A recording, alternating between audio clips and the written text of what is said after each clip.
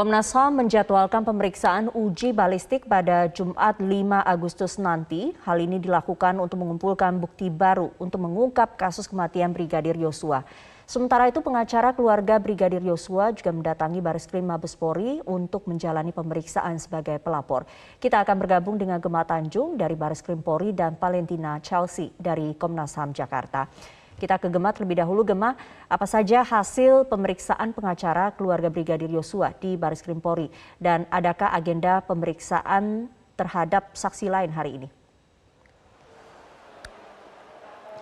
Ya, selamat siang Sumi dan juga pemirsa. Pada Selasa 2 Agustus 2022 kemarin, tim kuasa hukum dari Brigadir Yosua mendatangi Bareskrim Polri untuk melakukan pengubahan berita acara menjadi berita acara pemeriksaan pelapor. Mengingat untuk saat ini kasus dari Brigadir Yosua sudah dilimpahkan dari Polda Metro Jaya kepada pihak Bareskrim Polri. Dari hasil pemeriksaan tersebut, tim kuasa hukum Brigadir Yosua mengatakan kepada awak media bahwa ia bertanya kepada pihak penyidik di mana keberadaan dari handphone dan juga pakaian dari Brigadir Yosua yang hingga saat ini belum dipublikasikan kepada publik dan juga kepada pihak keluarga. Ia mengatakan bahwa handphone dari Brigadir Yosua ini diyakini bahwa datanya sudah dihapus dan juga ia meyakini bahwa pakaian dinas yang dikenakan oleh Brigadir Yosua ketika kejadian jika memang terjadi adanya baku tembak maka akan terbukti dari pakaian tersebut apakah ada kerusakan dan juga DNA serta darah yang berada pada pakaian. Ia juga mengatakan bahwa dari pakaian tersebut dapat diteliti jika ada DNA yang terdapat dalam pakaian ketika kejadian baku tembak pada bulan Juli lalu. Dan ia juga mengatakan bahwa siap berkirim surat kepada Kabareskrim Polri yaitu Komjen Agus Adrianto untuk meminta keterangan lebih lanjut mengenai keberadaan dari handphone dan juga pakaian dari Brigadir Yosua ketika kejadian.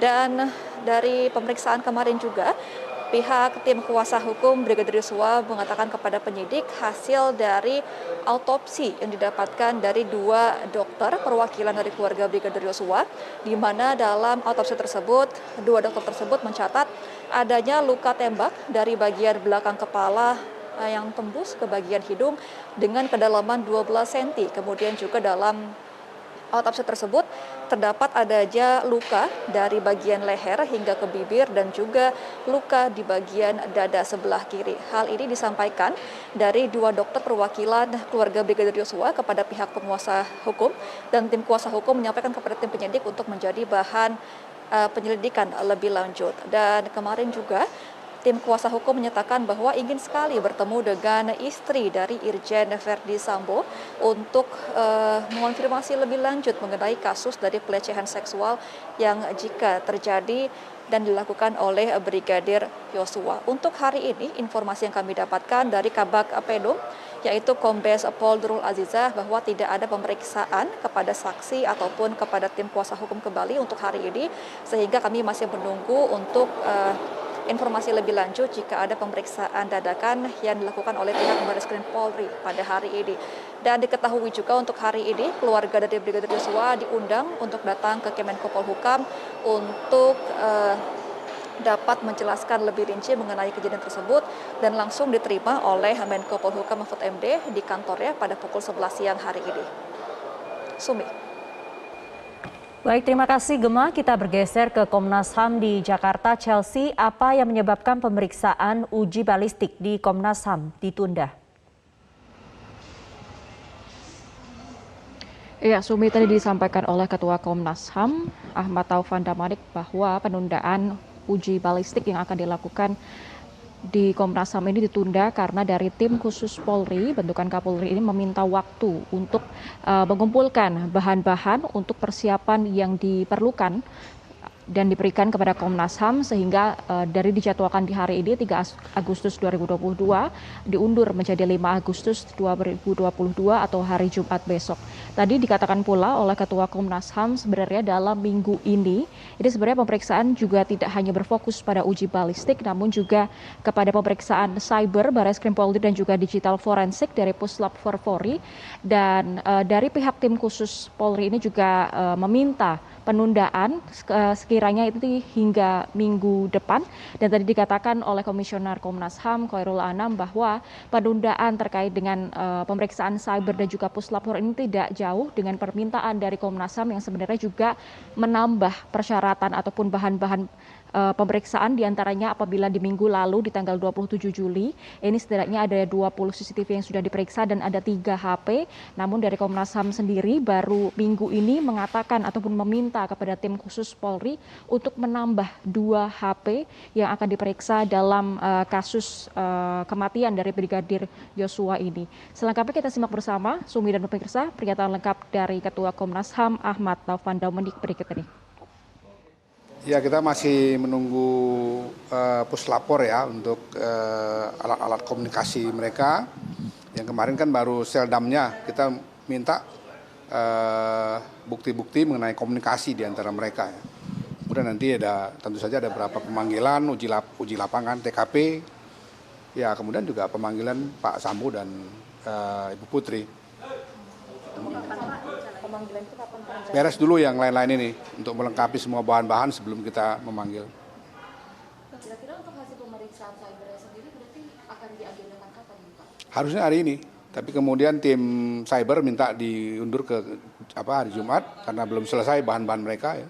Ya kita tunggu Jumat. Berarti penegasan lagi Pak untuk hari ini berarti pemeriksaannya? Hari ini nggak ada pemeriksaan, ini pendalaman dari bahan-bahan yang sudah kita terima.